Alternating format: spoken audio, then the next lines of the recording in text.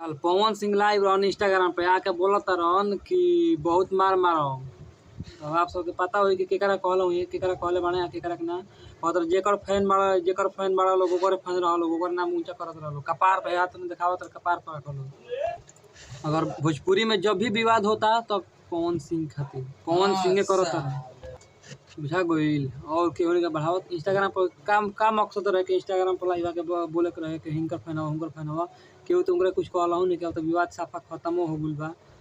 अब में फिर हमनी के स्टार बाने बस उठा के गाना गई हन टुन यादव झूठो कनुआ के ओहो गोर स्टेज पर आके बोल रहा कि हम केहू हम झाट से मैंने कुछ नीचे बा हैं तू ही फैलावत रहो और क्या फिर विवाद हो जाता अलग से आगे हो जाता रहो। ये सब फैंस के माजा उठा अपने झगड़ा करा के विवाद करा के अपने माजा लेता रहो लोग हैं। ये काम रह गइल बा अपने आप के पावर से समझ लो।